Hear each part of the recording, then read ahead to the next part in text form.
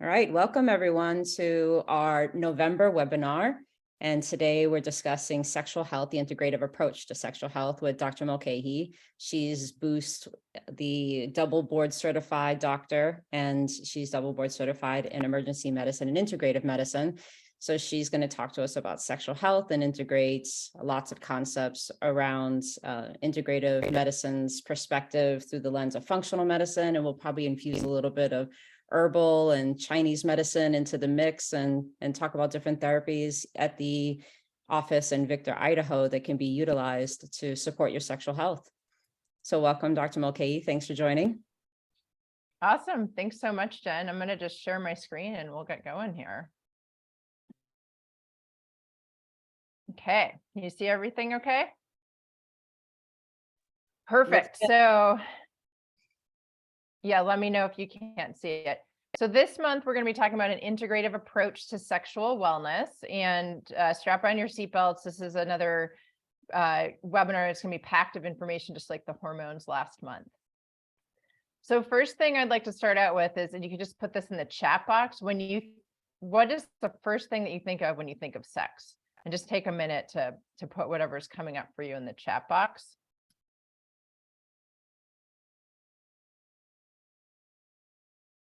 And then Jen, you can read off anything that's coming through, and I'm going to move on to kind of going on, doing an overview of what we're going to cover. And then Jen, you can share anything that came through there.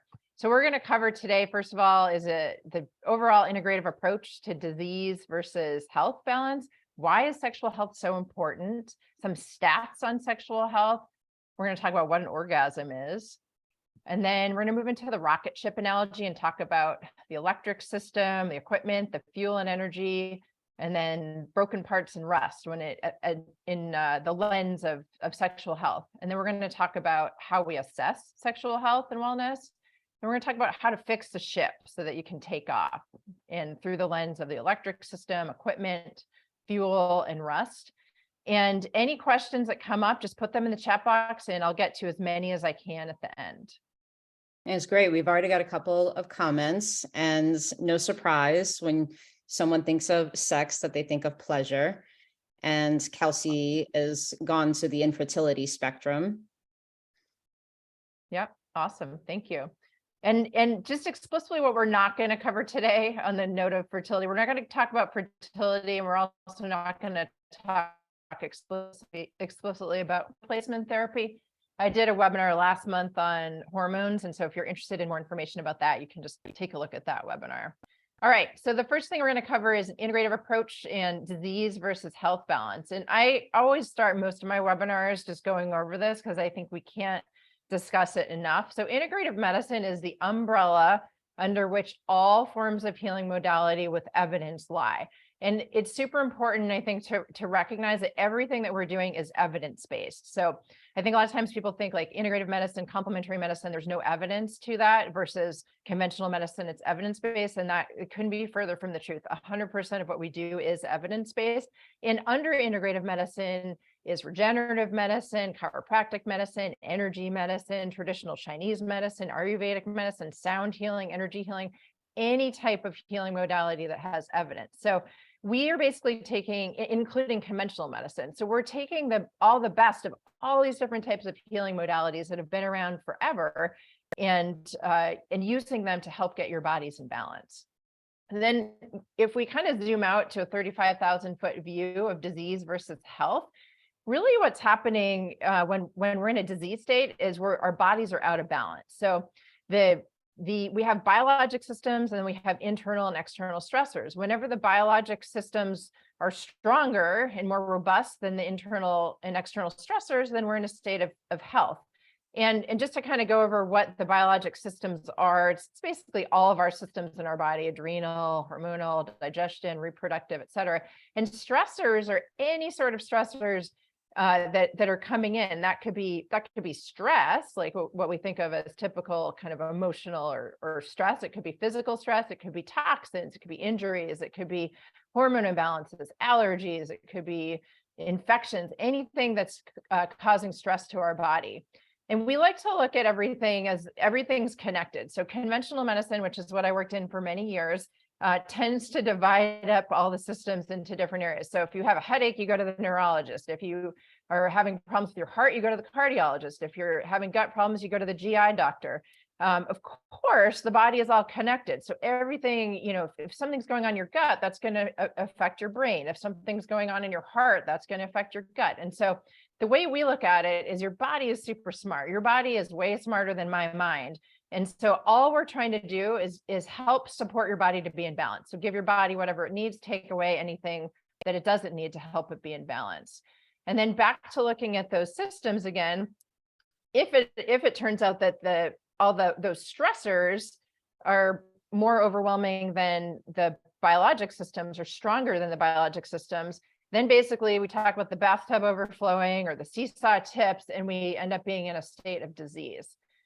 And let's zoom in a little bit more. So those of you who have watched other webinars know that I used to just have 4 pillars of health. And the more that I kind of dig into this, I think there's so many different areas that are so important. And these are currently the 7 pillars of health that I'm the most concerned about when it comes to helping to get everyone's body in balance, including my own. And sexual wellness is one of them. That's the one that we're going to talk about today.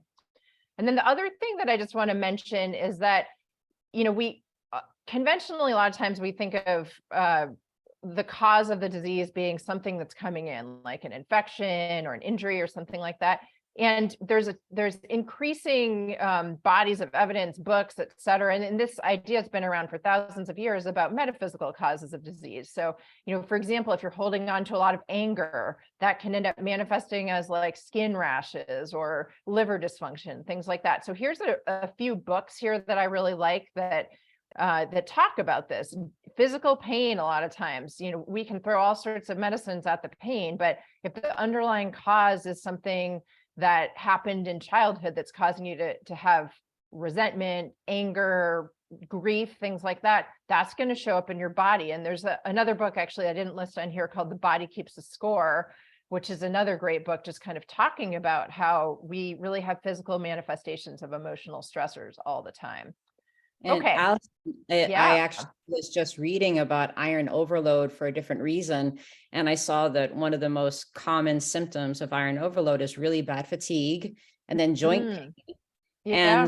And then also it can be a reason why somebody is suffering from impotence and loss of libido and just sexual dysfunction. And this is just too much iron in the body.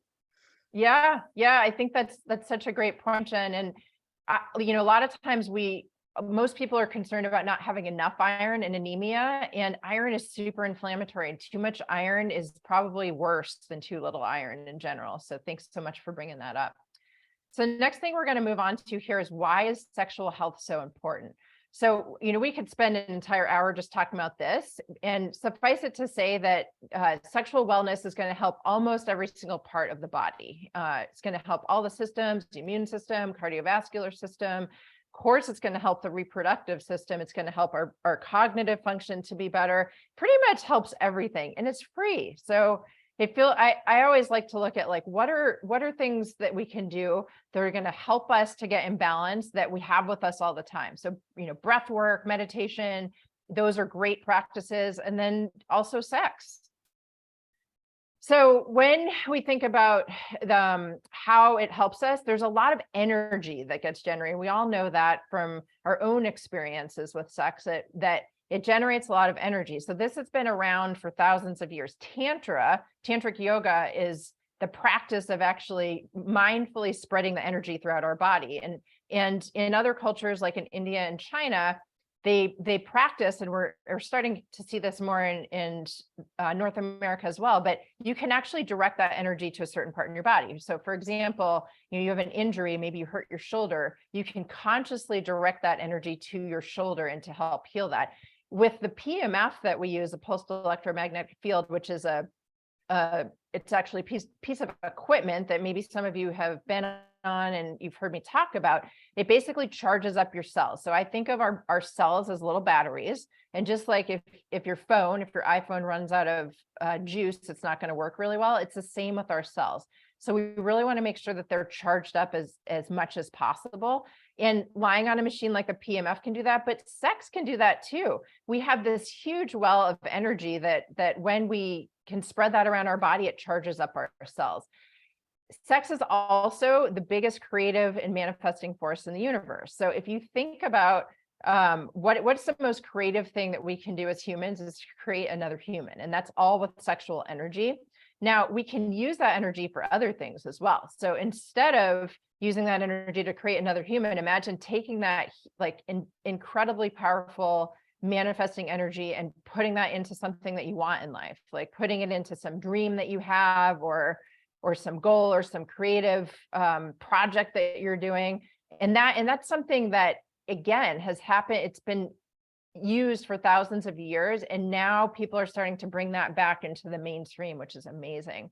And then of course it releases all these great feel-good hormones that just make us feel good, like oxytocin, endorphins, dopamine.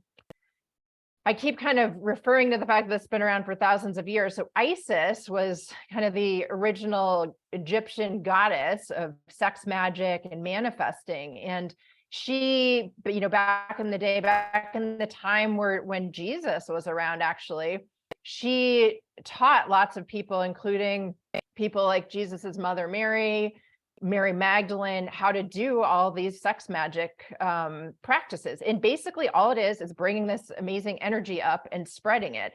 And there's a book called the Magdalene Manuscript, which was a channeling about Mary Magdalene, which basically talks about her perspective of how, how Jesus was able to survive and do everything that he did. It was with all this amazing energy that they were spreading all the time.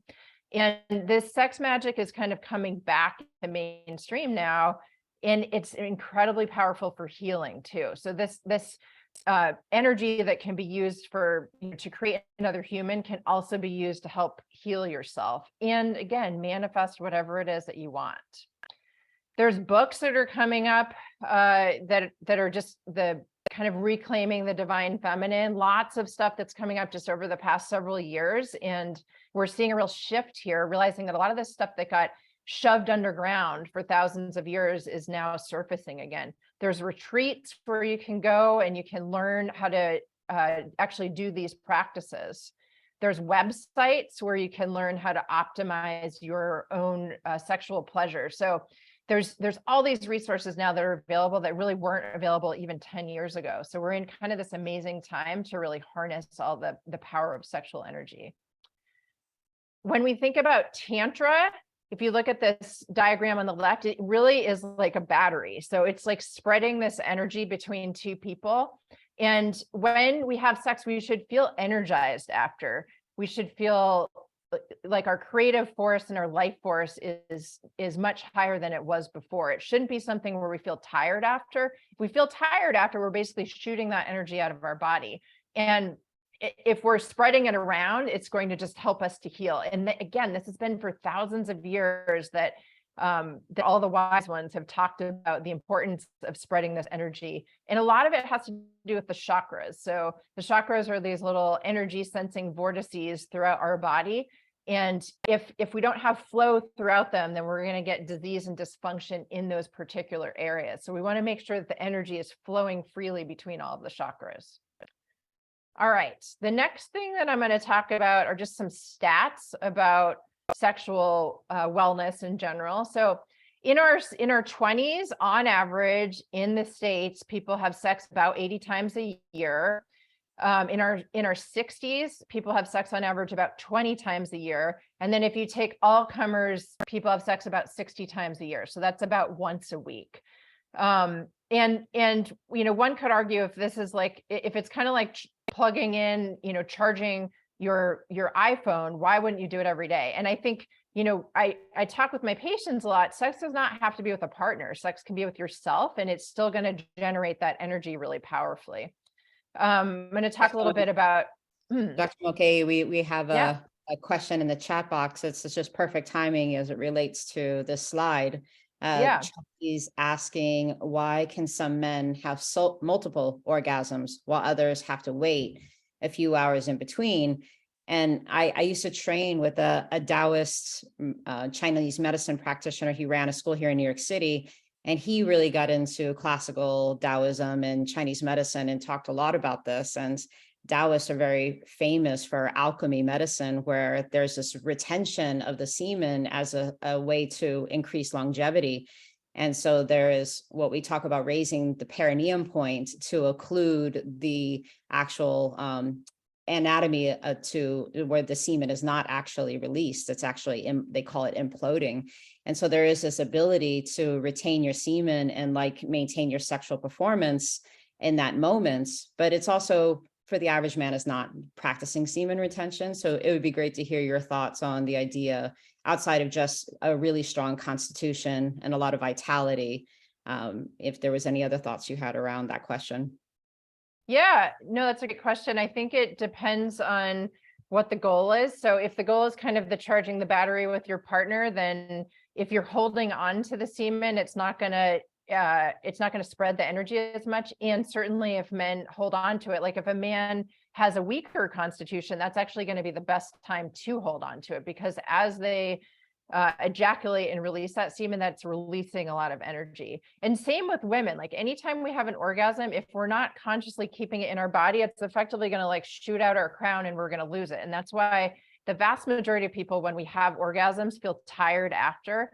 A lot of people that study this and work in this field say that most people are basically having what's called like a genital sneeze when we're having orgasms. We're not really having the orgasms as we're taught in Taoism and tantric practices. We're not doing this, battery charging practice. We're really just shooting it out. So good questions. And these are things that can be practiced, like, and it's not that hard. Like we don't really spend that much time in our culture, like practicing and learning about how to improve our ability to spread energy, for men, how to hold on to their semen. And it's not that hard. It's just a little bit of practice, and there's tons of resources out there. So thanks for the question.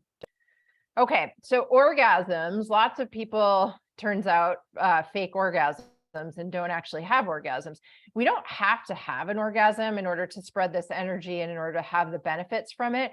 But certainly it is a really pleasurable experience. And so there's lots of different reasons why people fake it. And I'm not going to go through all of this, but just know that it's a common thing that even with our most intimate partners, we're not honest. Women, a pretty high percentage of women have never had an orgasm during sex, so 19%, and 75% of women say that they've faked it. Only about 50% of women have orgasms regularly during sex with another partner. So that's really not that high. Men, 89%. And we could spend an hour just talking about the difference between men and women. But again, we're sort of in this time of the rise of the divine feminine. And I think it's super important that we stoke that creative energy that we have in us. And then for women, I think this is something that's not going to come as a surprise. Women are more likely to have orgasms if they're in a relationship rather than a one-night stand. And interestingly enough, the data is kind of the opposite for men. And that has a little bit to do with, what the purpose is for a man can have one sexual encounter and produce an offspring. And for a woman, in order to produce an offspring, it's much more of a commitment of many months. 41% of women worldwide are affected by sexual dysfunction. And that includes, or that does not include things like desire disorder, arousal disorder, lubrication difficulties, orgasm disorder, pain disorder. That's just dysfunction with the parts, basically. Reasons that women have dysfunction, a lot of times it has to do with poor physical health, relationship dissatisfaction, sexual abuse. There's so much, unfortunately, sexual abuse that women across the world are subjected to. Religion also shames women into not being open with sexual energy. Things that seem to be beneficial are women getting married at an older age, exercising, intimate communication, having positive body image, actually being educated about these things. So I would venture to say, from talking to lots of patients about this, most people have never really had any sort of formal education about optimizing their sexual wellness, other than potentially like in high school about how to not get pregnant, which is not really how to optimize the experience of sex.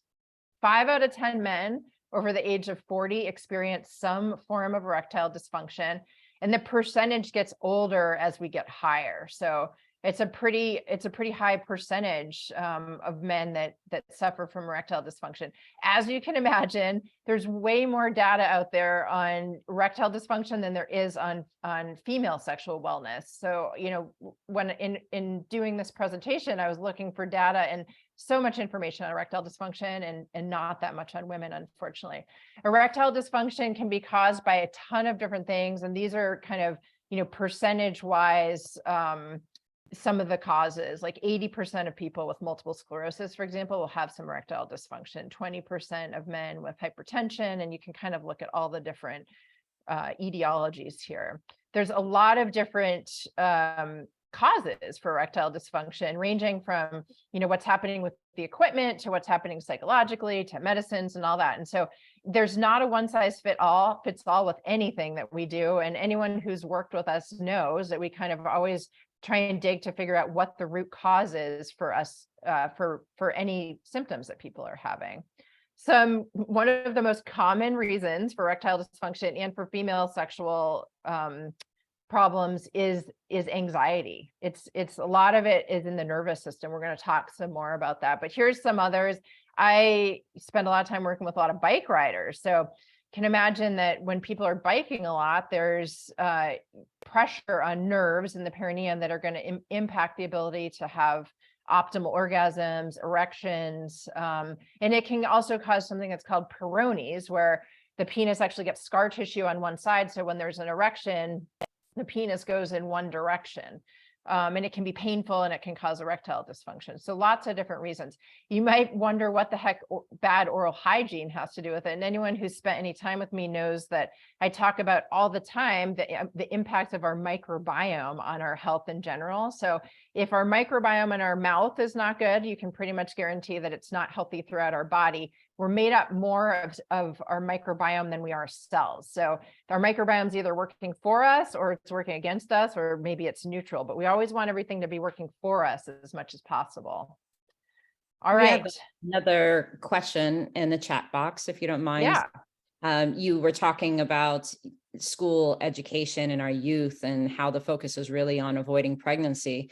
So Chelsea tagged onto that concept and asked what your thoughts are on how to balance teaching young girls to embrace their sexuality and the experience and not get pregnant.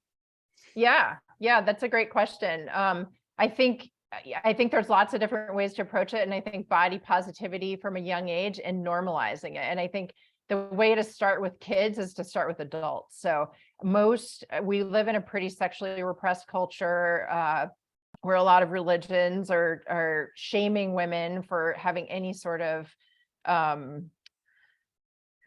for stepping into our sexual power. And so we have to empower women to empower girls. Good question. Thank you. And I'm going to just ask maybe let's have all the questions at the end, just so we can make sure that we get through all the material, unless there's something that feels important to interject with. Thanks very much. So what exactly is an orgasm? So this is super interesting. When I was doing a little dive into this, turns out we don't really know exactly from a scientific standpoint, but it's a variable transient peak sensation of intense pleasure. It does create an altered state of consciousness. Anyone who's had an orgasm knows these things. And it's usually accompanied by voluntary rhythmic contractions. There's a ton of different types of orgasms. It's interesting when you look online, it'll say like women can have 2 different types of orgasms. There's way more than that. You can have a full body orgasm. You can have, for men, you can have a penile orgasm. Women can have clitoral, G-spot orgasms, but you can have orgasms pretty much anywhere in your body. And orgasms for women can last for hours. So instead of blowing the energy out your crown chakra, you can sort of build up the energy and you can just kind of stay in that state literally for hours. And I went to a workshop many years ago where I actually saw someone have over an hour orgasm. So I've seen it with my own eyes. It's an aspirational goal. And I think most people don't have any idea that that's possible. Most of us are just having little genital sneezes that last for a few seconds, and that's that. The idea with the ones that last for hours is we're going charging more and more and more, raising our vibration level. It's interesting when they do brain studies on orgasms, the brain waves are actually similar. So we really are from our consciousness as we know it is happening. And also important to note that you can have orgasms, any of these types of, without touch. You can have orgasms just from having conversations with people, intimate conversations. The underlying mechanism of what the heck is actually happening is really poorly understood still in 2022. And there's no definitive explanation what triggers orgasm. So we don't really know. So I'm going to go on a little back in time here to just talk about what the wise ones have been saying from the tantric and Taoist lineages. There's this idea of Kundalini energy, which hangs out at the base of the spine, kind of in the root chakra. And what happens with sexual energy is the Kundalini rises. And you can see in this diagram, it looks like two little snakes. So the snakes start at the bottom and they rise up and they intertwine across all the chakras until they get into the head.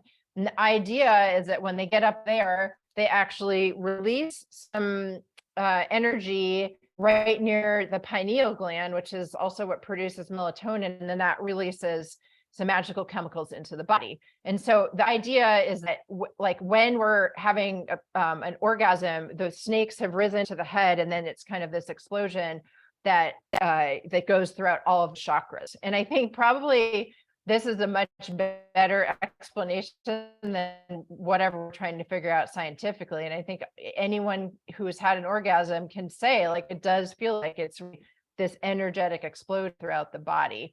And this is just another drawing looking at chakras. So when we're in partnership with someone else having an orgasm, we're circulating that energy in the battery way, and then our chakras are connected. There's some real amazing healing that happens when we do this. Just again, because we're charging the batteries, and there's been lots of research showing that when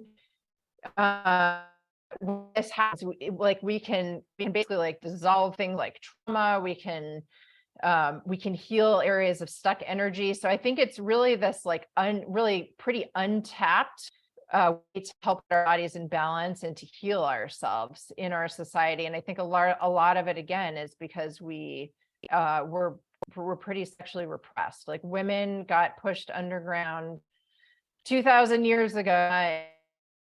These sex magic tricks got put underground as well. So it's coming back up now, and I think it's going to help humanity to heal, frankly. So the next thing I'm going to talk about is a rocket ship analogy of our sexual system, really.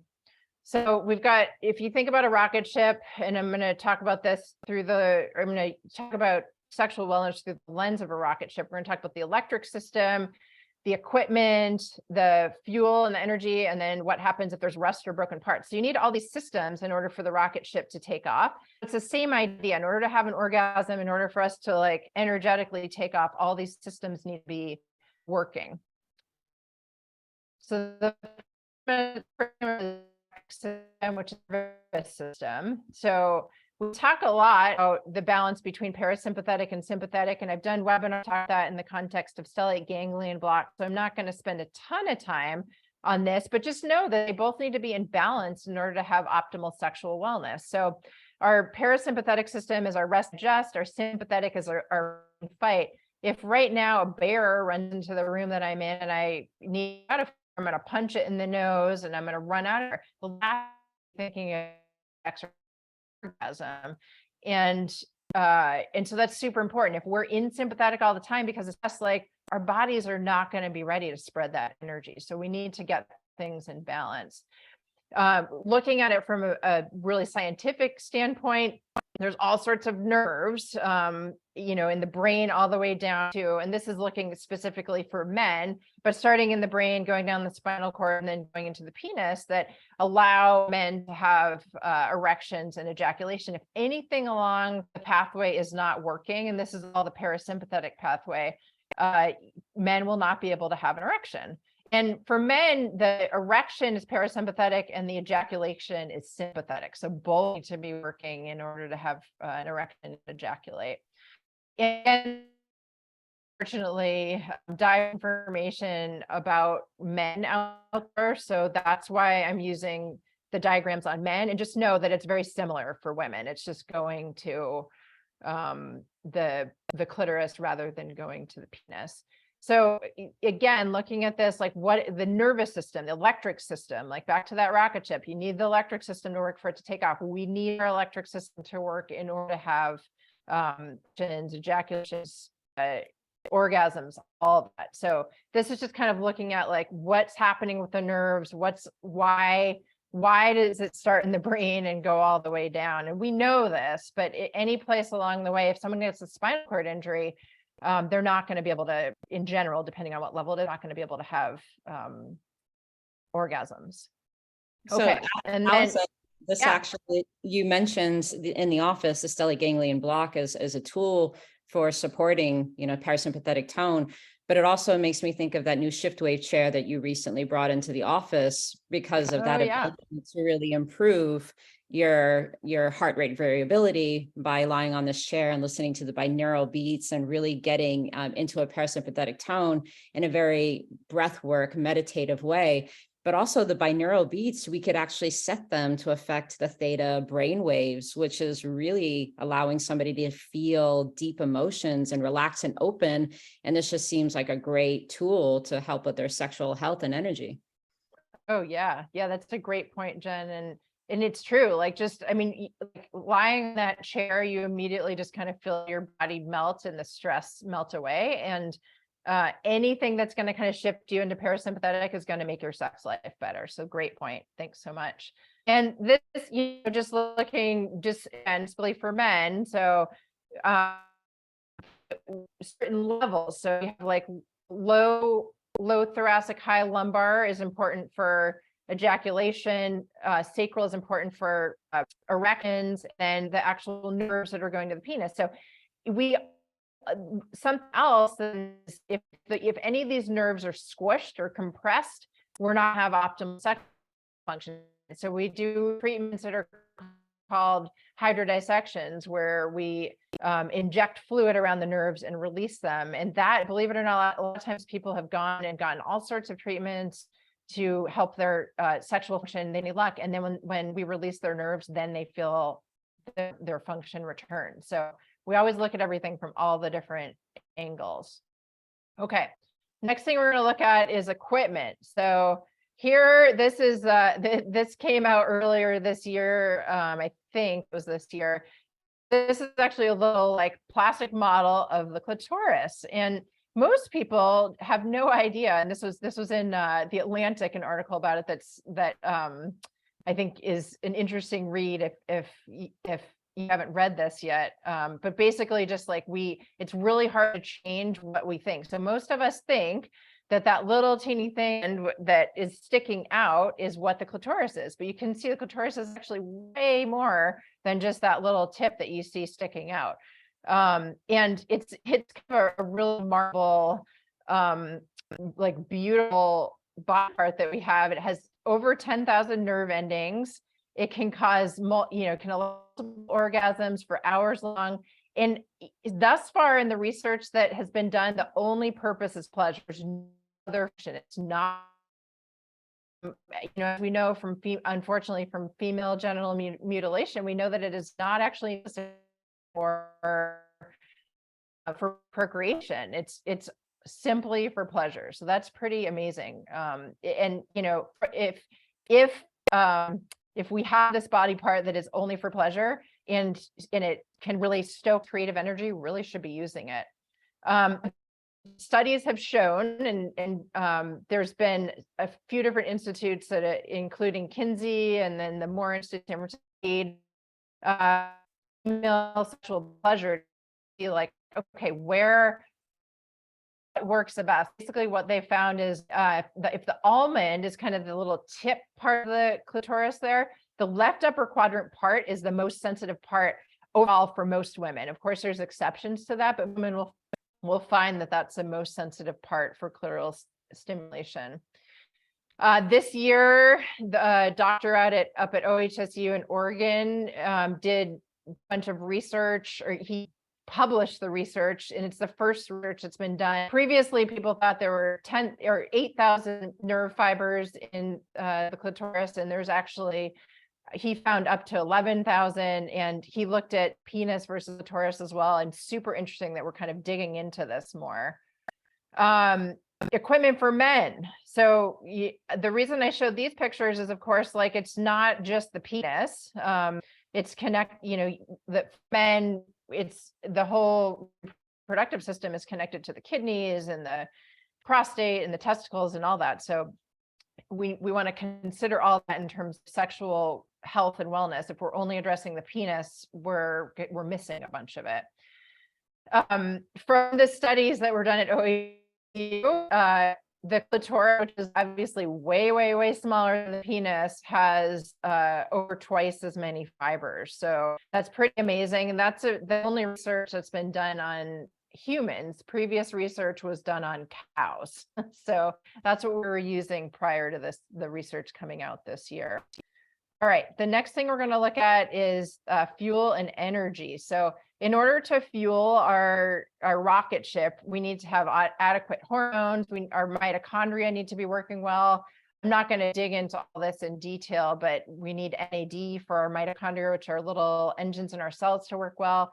We need adequate vitamins and nutrients, and we need that energy flow that I was talking about with our chakras. So the neurotransmitters that are used with sex, dopamine is going to increase libido. Serotonin actually has an inhibitory effect, and that's why when people take SSRIs, oftentimes their libido tanks a little bit. SSRIs is a little side note. All they're doing is trying to like hold on to whatever serotonin you have. And if anyone's heard me talk about this, like, what we want to do really is make sure that you have plenty of serotonin and hold on to the amounts that you have, like get your body producing more. The serotonin is produced in the gut. And then all the epinephrine, norepinephrine is necessary as well. So if you look at this little diagram on the right, kind of this mix of the dopamine, norepinephrine, and serotonin. There are studies that have been done out of Harvard, look at the and how they connect with various parts of our sexual connection. So testosterone and estrogen.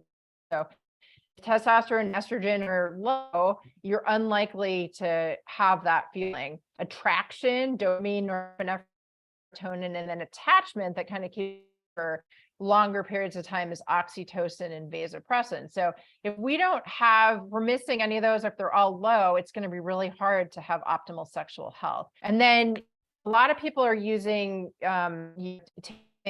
G enhance their sexual experiences. The problem with that is it can kind of, if you have too much of it, it can kind of cause people to act similar to any sort of mind-altering substances, cause people to act in ways that can be harmful and can cause trouble. So just like we talk about with everything, there's an optimal amount. Too much or too little is not ideal. And there's really interesting research on this if you want to dig into it more. All right, the next thing we're going to talk about is rust and broken parts. So in rocket ship, if any of the parts are not working right, or they're broken, the rocket ship's not going to be able to take off. And so inflammaging, as we talk about, is health, microbiome, infections, toxins, stress, all the talk about for optimal health. And again, I've talked about this in other webinars. We're not going to dig into it, but just know that all those things are impacting your sexual wellness as well. All right, so how do we assess how doing in terms of sexual health. We try to be data driven as much as possible and have objective data so that we can see how people are doing. Index, which is a question have all of our patients fill out to look at how their sexual health is doing. We follow that before and after treatments. And then we also have the SHIM score, which is looking at erectile dysfunction. So that's a way that we can sort of objectively look at, hey, where are you starting and how do you do after the treatments? Okay, so you're probably wondering after all this, like, how can I optimize my sexual health and what can I do to get all these systems working optimally as possible? So the electric system, I alluded to this a little bit, the stellate ganglion block and the vagus block are going to help to make sure that your autonomic nervous system, your parasympathetic and sympathetic nervous systems are in balance. Ketamine treatments are going to help. That's going to increase your GABA, which is your chill out neurotransmitter, decrease your glutamate. So anything that kind of helps to get your autonomic nervous system into balance is going to help your sexual wellness. So people that meditate regularly have better sex lives. People that do breath work have better sex lives. So any of these things that are going to balance your nervous system are going to help you. All right, equipment. So we'll talk about women and then we'll talk about men. So the O-shot is a treatment that we do, which helps to basically use regenerative medicine to help optimize the function of the sexual organs for women. So the clitoris and also the vulva, the vagina, just to optimize all that tissue, the G-spot as well. The lady lift laser therapy and shockwave therapy, we'll talk about that a little bit more. So the O-shot is the treatment that we use. We combine platelet-rich plasma and then sometimes peptides, exosomes, always put ozone in all of our regenerative injections. And so we inject that solution, which basically is going to signal to your body to anti-age that area. So it's going to signal to your body to bring your own stem cells to that area. So it will make your clitoris more sensitive. If you've had childbirth and maybe you've had some scar tissue in your vagina, it'll help to heal that. If there's any areas that are not optimal with sensation, it's going to increase sensation. Lady lift is a laser therapy that's also helpful. It helps to tighten up the vaginal tissue. It also helps to increase sensation. So we like to do a combination with women of the O-shot plus the laser plus the shockwave therapy. So shockwave therapy, we use it also for chronic pain and injuries. We'll talk more about that next month. But basically with that, it's little sound waves that are going to go in and they're going to signal to those areas to increase blood supply, to increase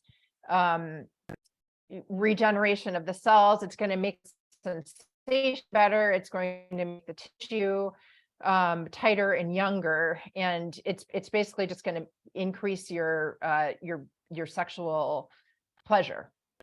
So for men, we have the male version of the O-shot is called the P-shot.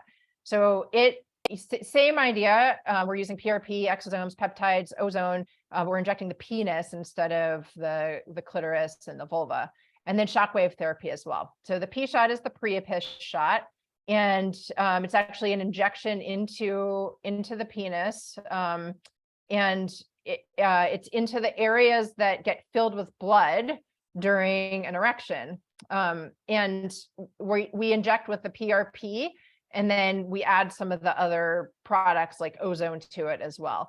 And what that's going to do, if there's any scar tissue, it's going to help with the scar tissue. It's also going to help to increase blood supply to that area. It's going to improve erections. It's going to make the erections bigger. It's also going to improve the sensation for men. Vascular problems are a huge issue for men with erectile dysfunction, and shockwave therapy, and it does all the same things for women. And I didn't mention this with women, it's going to help increase the blood supply there. So with men in particular with erections, if there's any problems with the blood supply getting in or out, the erection will either be uncomfortable or won't stay as long as would be desired. And so blood supply is super important. So shockwave therapy in conjunction with the P-shot helps to optimize the erection and sensation. And Allison, if you don't mind me interjecting for a Yeah. moment, because in Chinese medicine, herbal medicine, this is the main treatment focus around helping men with erectile dysfunction, is really about the blood and like adequate blood and the invigoration of the blood and filling the penis with blood.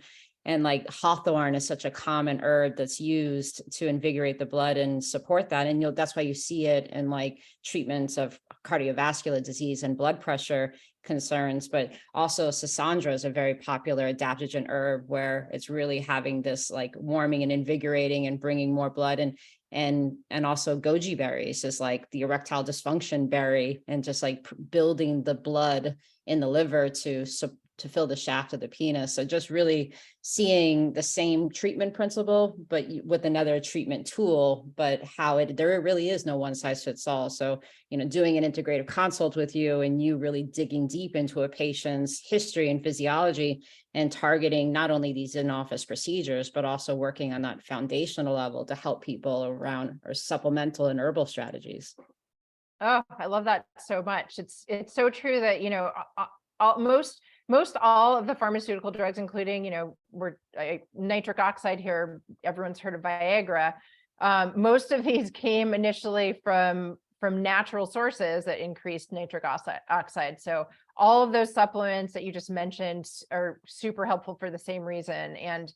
And whatever, either taking the adaptogens or the supplements or taking Viagra, either way, combining that with the shockwave therapy is going to be more effective in terms of optimizing erection and sexual performance. The other thing that we do is give men a vacuum erection device. So it's basically just helps to pull the blood into the penis after we do these treatments to kind of keep the healing process going. Super easy and just helps to optimize the treatment, really. Okay, next thing we're going to talk about is how do we improve our fuel?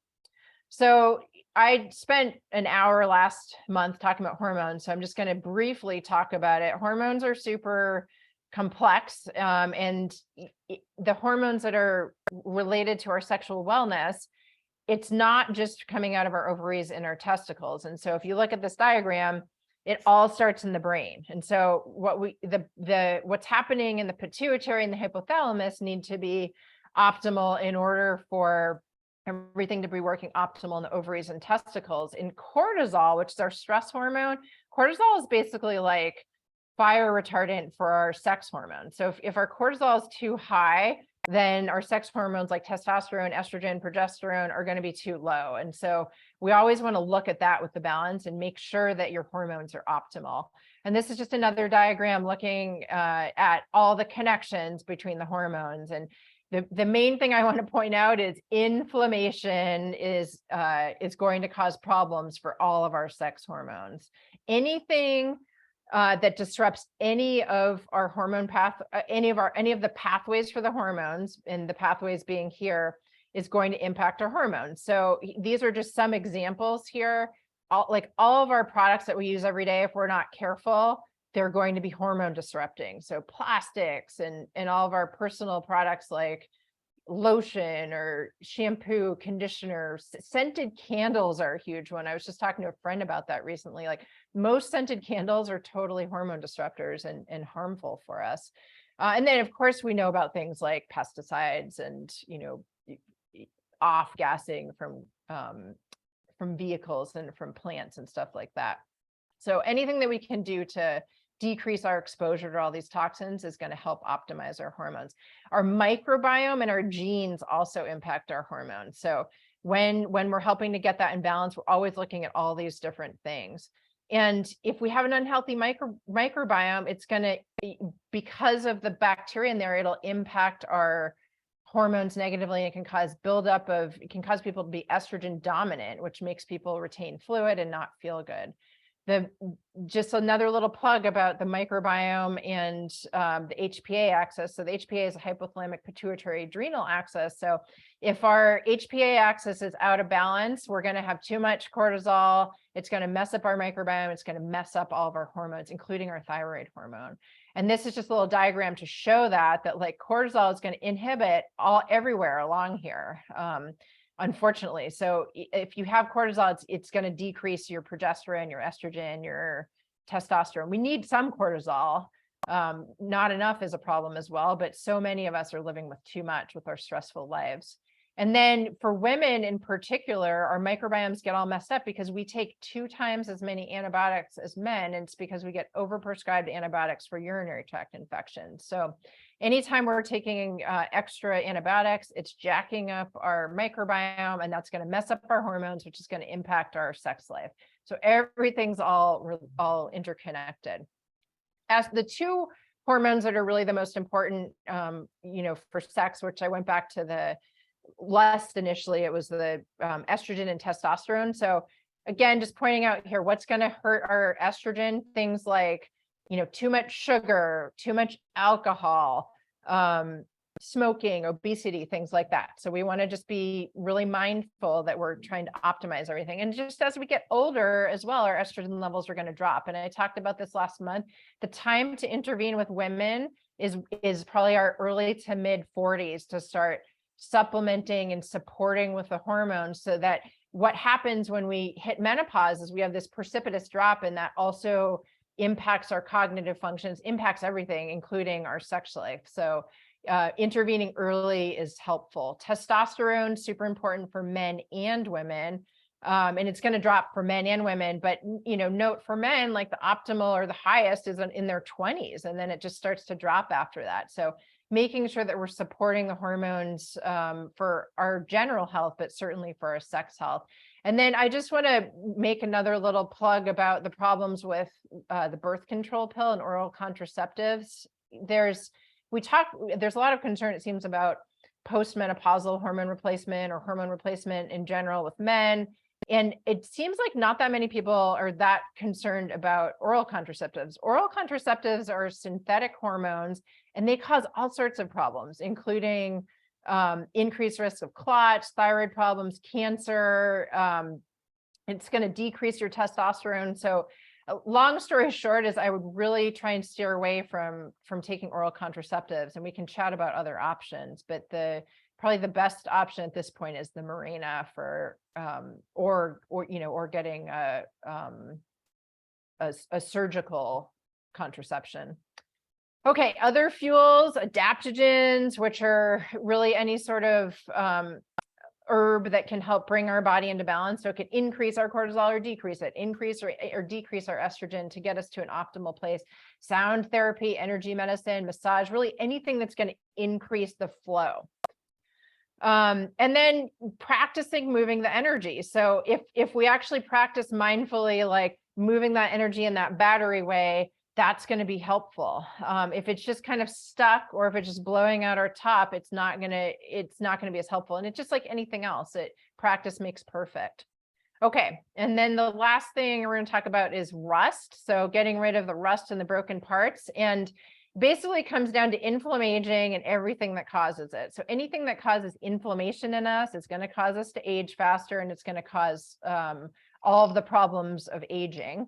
We always like to look at what is the root cause. So what is causing the inflammation, and not just Band-Aid it. So, you might have a bunch of inflammation, a bunch of pain, and we could give you some medicines, pharmaceutical or supplements that help your pain to go away. But we want to figure out like what's causing it, because if we don't address that inflammation, it's going to impact everything. It's going to impact your ability to generate that amazing sexual energy that is so healing and such a creative force in the universe.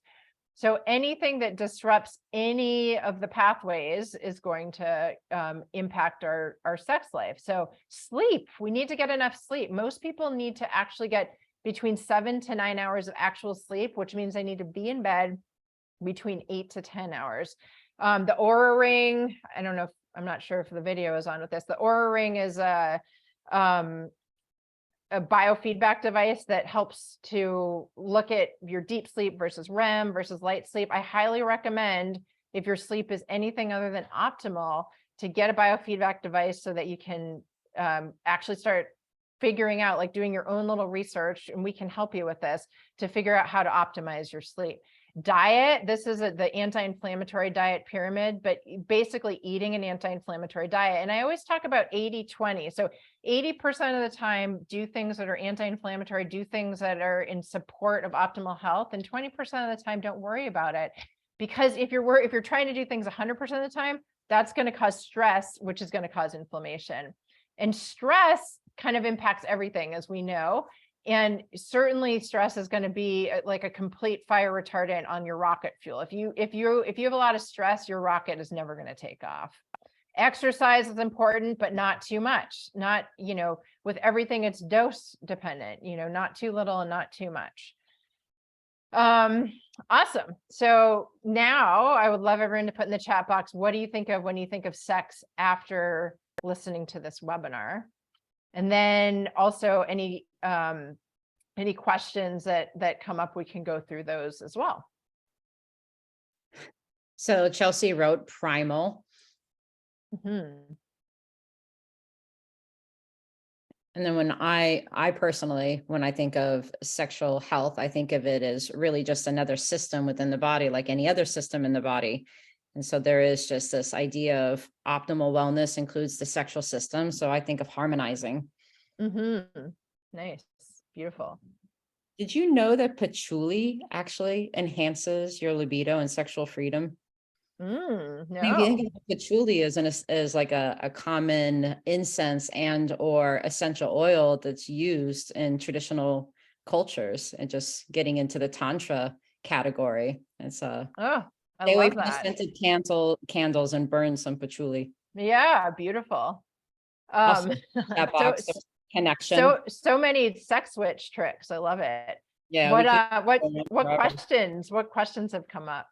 Yeah, we had another great one when you were talking about the environmental exposure piece, where Chelsea was just curious if you had a brand that you really liked a lot about just reducing your hormone disruptions, like maybe around household and skincare.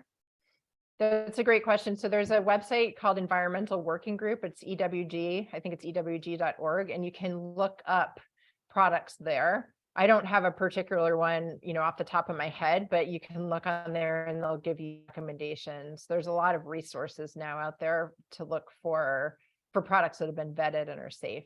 Good question. And of course, when you start talking about injecting the penis, there is this question around the pain component of it, and just getting a little perspective about the actual sensations during the procedure. Yeah, that's a great question. So first of all, we use nitrous or, ketamine if you want. So we sedate people. You're not going to be totally knocked out, but you'll be feeling good. I will block your penis or use numbing cream. The needle that I use is really, really small, and I do it ultrasound guided as well. So I make sure that I'm getting the needle into the exact spot. It's a little 30 gauge needle, which is quite small. Much like many of the injections that we do, usually the buildup and the thought about it is way worse than it actually feels. Like usually most people don't even notice anything. Like a lot of times, literally people don't notice anything with the combination. I do the numbing cream first, and then I block the penis. And the only part that you're going to feel is the actual blocking of the penis, which is injecting numbing medicine kind of at the base of the penis. But most people don't really feel that very much at all because I've put numbing cream there. Good question though. Yeah, and that 30 gauge needle, we use that in acupuncture. That's really, really thin. So that's a yeah, nice they're teeny. Yeah, you're on this super thin side. There was another question about thinking about ideal sexual health. And it's not uncommon today for people to actually have multiple partners and have open relationships. And it's intriguing because one of these series that I used to watch called Brain Games talked about the evolutionary of sexual partners, and how it's not uncommon when you procreate with a partner, how often that partner actually becomes evolutionarily primed to seek out another partner for another procreation. So when you fast forward to 2022, what are your thoughts on having open relationships and multiple partners? Yeah, I think that's like a personal choice. And, as with anything, I think it's just having discussions and deciding what works for you. But certainly spreading spreading the energy, the more that we spread this energy, probably the more beneficial it is for humanity, whether it's, with yourself or with one partner or with multiple partners. And I actually had a question. The idea of integrating the shockwave therapy, I know we're going to talk about this next month, so definitely look out for the newsletter. We're going to talk about what we're going to do on December 13th. It'll be at 10:30 a.m. Mountain Time, and we're going to discuss pain and injuries, the integrative approach to pain and injuries. And shockwave is such an amazing tool. And I've always only thought about it through the lens of like a painful joint, but you're also utilizing it through the lens of the O shot and the P shot. Mm-hmm. Yeah. Yeah. And it's the same idea. It's just, it'll break up any scar tissue, and it's going to stimulate regeneration of any tissues down there and cells, and then also help blood supply to increase. And also it's not, people think about like, ooh, is that going to be super painful? And similar to, what I was talking about with the P shot, and it's the same with the O shot. None of them are really that painful, because we're using things like nitrous or ketamine plus local anesthetic to make it so probably aren't going to feel anything. It's probably going to feel great. Good. Thanks for clarifying the order of operations. Yeah. Yeah. So Yeah, we're actually at 12:30. We've gone through the chat box. So unless like anybody has any last minute thoughts or shares, we'll probably awesome. And I'm just gonna pull up to announce for next month. So next month on December 13th, we'll be doing an integrative approach to pain and injuries at 10:30 Mountain Time. And this will be uploaded to our YouTube channel, and it'll also be accessible in our educational resources at boosthealing.org. Yeah, and we'll send it out via email for anyone that missed it or part of it. Wonderful. Well, thank you so much, Dr. Mulcahy, for sharing your knowledge around the integrative approach to sexual health. And I look forward to jumping into pain and injuries next month. Awesome. Thanks so much, Jen. Take care, everyone.